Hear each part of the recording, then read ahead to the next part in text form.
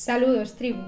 Como la opción más votada en el Instagram fue mitología, hoy estoy aquí para contaros una serie de mitos cosmogónicos. Pero primero, ¿qué es la cosmogonía? Cosmogonía es una palabra griega que se compone de cosmos y gonía, es decir, el nacimiento del mundo.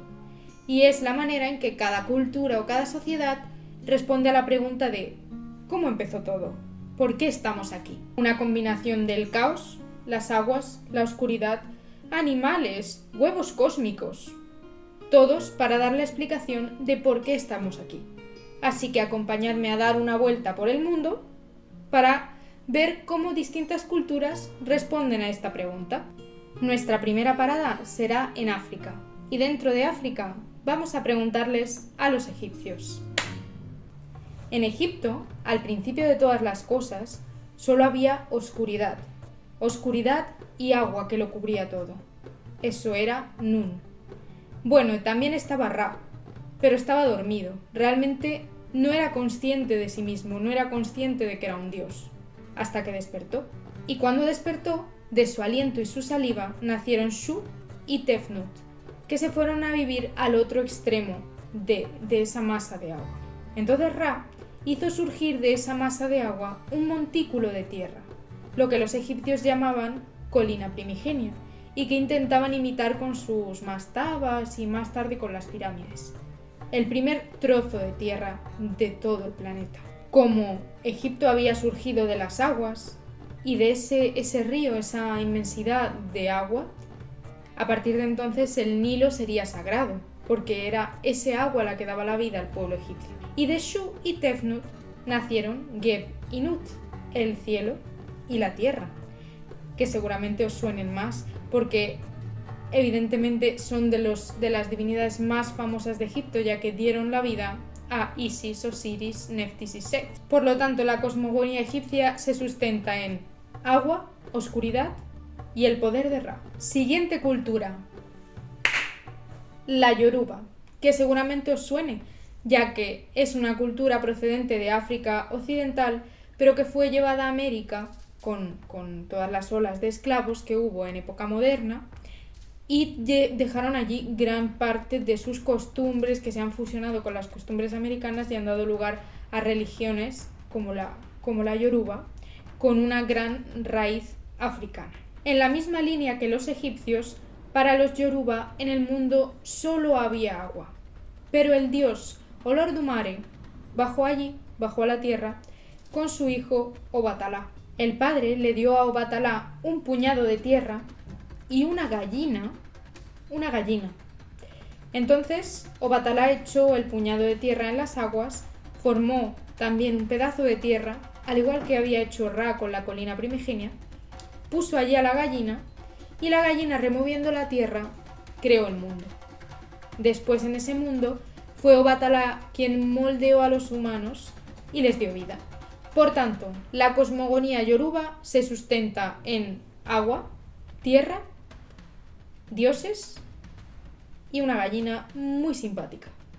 Seguimos nuestro viaje y nos vamos a América, donde en primer lugar vamos a hablar de los mayas.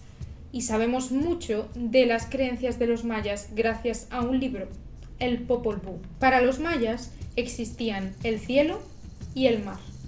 Y este mito es un mito por capas, ya que ellos pensaban que el mundo estaba organizado en 7 capas, entre las que vivían los humanos, los dioses del inframundo. También había 7 creadores, entre los que se encontraba el propio cielo, el dios cielo, y la serpiente emplumada. Había también 2 héroes gemelos que terminarían por convertirse en el sol y la luna, y que creaban con la palabra. Podían dar vida con la palabra. Por lo tanto, la cosmogonía maya se sustenta en el cielo, el mar y la acción de los diferentes dioses que han moldeado a la humanidad y el mundo que conocemos. Vámonos hacia el sur, a conocer qué creían los incas. Creían que todo empezó en tinieblas y que de entre esas tinieblas existía el dios Viracocha. Viracocha es el creador para los incas y, por ejemplo, es el que en un primer momento pobló la tierra con gigantes, pero luego, al no gustarle cómo se comportaron, su orgullo, querer igualarse a él, les destruyó con un diluvio. ¿Sí? ¿Os suena? Es que un día tendríamos que hablar de todas las mitologías que refieren que ese diluvio sucedió. Viracocha creó a los humanos después de haber destruido a estos gigantes y mandó a su hijo a la tierra con ellos para que les enseñara todo lo que tenían que saber. Sí, como hizo Osiris con los egipcios. ¿Notáis el fresquito? Los inuit tienen una serie de tradiciones de las denominadas chamánicas. Y como no podía ser de otra manera, ¿de dónde iba a ser el origen del mundo para un inuit? Del agua y del hielo. El mundo era agua y hielo, y en él había un hombre y una mujer, y un dios creador en el cielo llamado Kaila. Pero la mujer se dio cuenta de que esa tierra estaba vacía, solo estaban el hombre y ella, y le pidió a Kaila que por favor poblara la tierra de otras criaturas. ¿Qué le dijo el dios del cielo que debía hacer? Hacer un agujero en el hielo, pescar y ir sacando de ahí a todos los animales de la creación. ¿De qué otra manera iba a ser? El último de los animales que la mujer sacó del agujero fue el caribú, y este era entendido como un regalo para ella, porque era el más bello y valioso de los animales inuit. Volvemos a cambiar de continente y nos vamos a la India, una de las culturas más antiguas y que aquí en Occidente conocemos menos, pero no por ello menos interesante. Todo lo que tiene que ver con la India es complejo, o sea, toda idea que ha pensado un hindú la puede complejizar por 1000. Y la creación del mundo no es una excepción. Para ellos el mundo no se ha creado en un momento dado y continúa, sino que es un proceso cíclico. El mundo se crea y se destruye. Este es solo uno más de los mundos que han existido. Y el mito más antiguo con respecto a la creación del mundo de los hindúes habla de un gigante llamado Purusha, de cuyo cuerpo se creó la tierra. Otras versiones, no que se contradicen, sino que hablan de en un momento posterior a la muerte de este gigante, que era una época en la que la humanidad se regía por instintos demasiado básicos, es que de un huevo cósmico, que también es llamado útero de oro, nace la divinidad Brahma, que será luego una de las más importantes en el hinduismo que conocemos. Y Brahma no crea con el poder divino típico de los dioses. Brahma crea con la mente. De su pensamiento nace la tierra, nace el universo, nacen las estrellas. Brahma crea pensando, igual que los dioses mayas creaban con la palabra. Son distintas maneras de dar la vida. También hay otras divinidades que crean con su aliento, dando el hálito de vida. Por tanto, ¿en qué se fundamenta la cosmogonía hindú? En el poder de la mente y un huevo cósmico. Cambiamos de sitio y nos vamos a China, donde el mito es bastante similar. Podemos observar que en culturas próximas tienen bastantes puntos en común. En el caso de China, todo era un caos, y en medio de ese caos estaba la divinidad Panku, pero dormido, al igual que estaba Ra antes de hacer surgir la tierra del agua. Panku estaba dormido, y cuando se despertó y se estiró, separó el cielo de la tierra y se quedó atrapado en la tierra que pisamos los humanos. Y de su cuerpo surgen las montañas, surgen los ríos, surgen los árboles. Había otros dioses, lo mismo en la tierra que en el cielo, que fueron ayudando a la creación, que fueron creando más partes, ¿no? Más seres vivos, más elementos. Pero las montañas, los ríos, los elementos naturales grandes son el cuerpo de Panku. Dicen que Panku, cuando estaba contenido en el caos, estaba en el huevo también, estaba en el huevo místico y de él nació. La cosmogonía china se sustenta también en caos, en una presencia divina, Panku, y en el huevo cósmico. Volvámonos cerca de casa y griegos y romanos en Europa. ¿Cómo explican ellos la creación del mundo? Un griego te diría que al principio de todo había caos.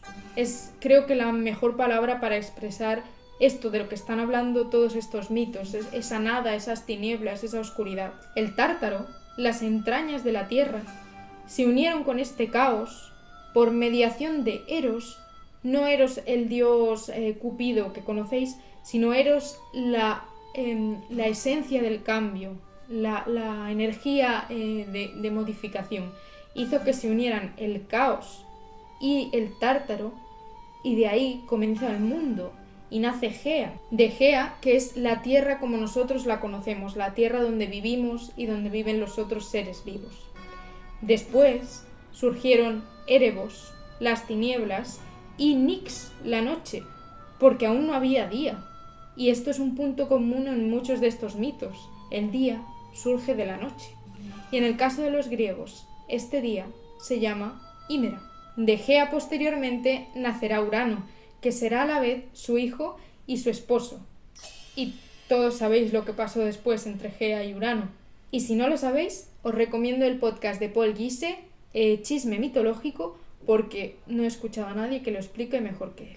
Por lo tanto, la cosmogonía griega se fundamenta en el caos, la esencia del cambio que es Eros y las entrañas de la tierra.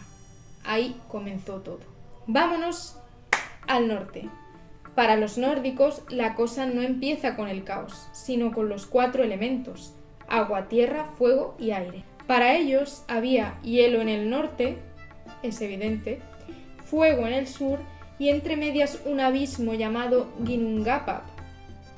Pero estos dos países chocaron, creando el mar y 12 ríos que comenzaron a fluir hacia el norte, llenando este abismo. El primer ser de la creación fue un gigante, Ymir, que tenía por compañera a una vaca. Sí, volvemos a tener un curioso animal en un mito cosmogónico. La vaca se llamaba Audumla y ella se alimentaba de la sal que estaba contenida en el hielo de todo este reino helado, lo iba chupando y se iba alimentando.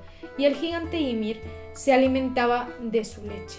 De este gigante Ymir nacerían todos los dioses nórdicos que ya conocéis.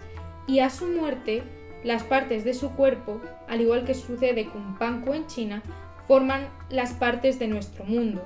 De hecho, su cráneo es la bóveda celeste. Por tanto, ¿qué sustenta la cosmogonía nórdica? Pues el hielo, el fuego, los 4 elementos, un gigante y una vaca. Y vamos a terminar este rápido y muy resumido viaje de la cosmogonía de nuestro mundo por Oceanía. Vamos a hablar primero de los maorís. Al principio de todo estaba el dios Taaroa, que se unió a la noche, Feimaterai, y de ellos nacerían 2 hijos, el cielo y la tierra, Ranginui y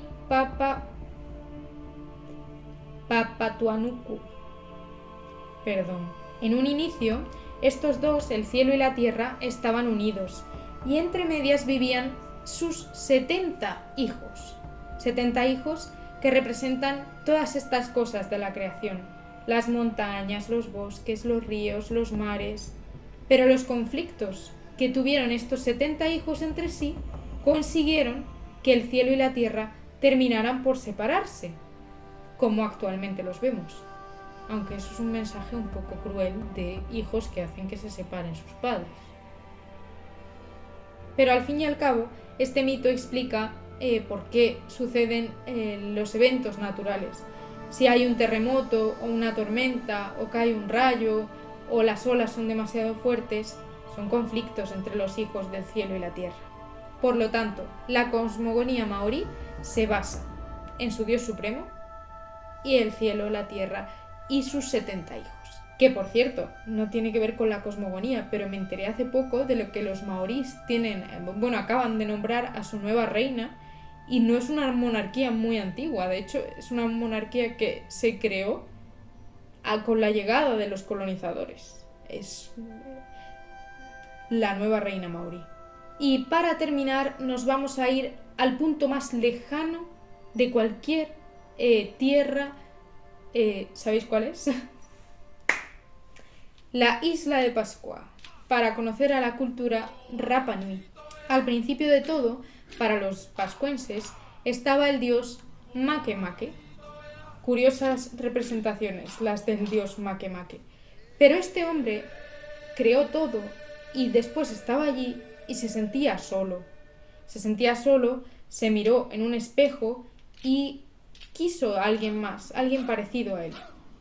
Digamos que se aburría. Entonces, primero fertilizó las aguas del mar, creó a los peces, pero no le satisfizo, no era gente con la que se pudiera comunicar, no estaban a su altura los peces.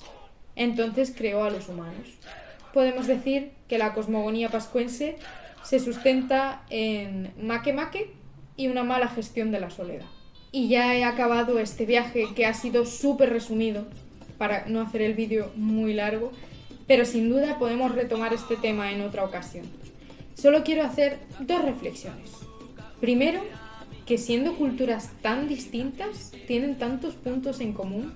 En casi todas las culturas la gente llegó a la conclusión de que el día había nacido de la oscuridad, es decir, que la noche es la ausencia del día, o que la tierra, al principio, era agua, o sea, que la tierra surgió del agua, cosa que, bueno, la ciencia, digamos, que poco a poco confirma, o que hubo una relación entre la tierra que ahora vemos y las entrañas de los submundos, del fuego de los volcanes y toda esa explosión creadora de un inicio.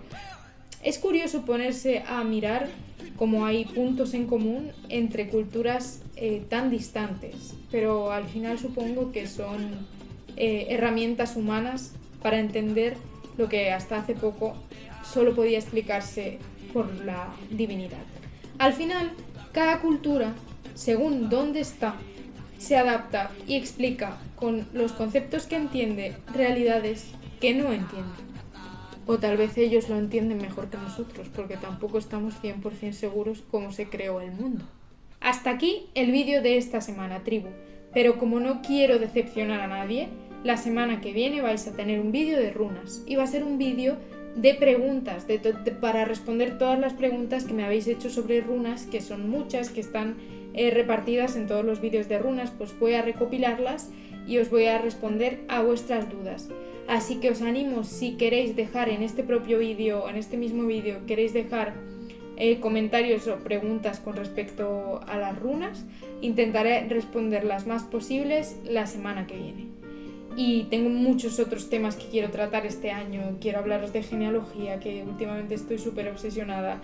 Quiero traeros más recetas de cocina, quiero hablaros de historia, quiero llevaros a sitios arqueológicos para que los conozcáis conmigo.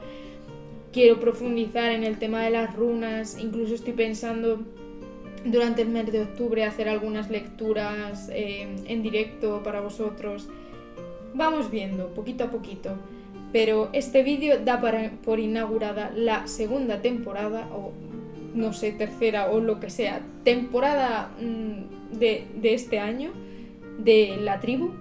Y sois bienvenidos, me encanta recibir vuestros comentarios, vuestras propuestas, decidme de qué queréis que hable, qué queréis escuchar. Podemos hacer un vídeo también de dudas históricas que tengáis o mitos que queráis que desmintamos aquí. Si queréis hablamos de temas paranormales, lo que queráis. Yo estoy para vosotros este año. Y para retomar esta comunicación entre nosotros que me gustaba mucho y no tiene que perderse. Hasta la semana que viene, tribu, y felices días. ¿Por qué grabo de noche? Primero porque soy una criatura nocturna. Y segundo porque ni de noche paran de pasar coches por la calle. Y los vecinos.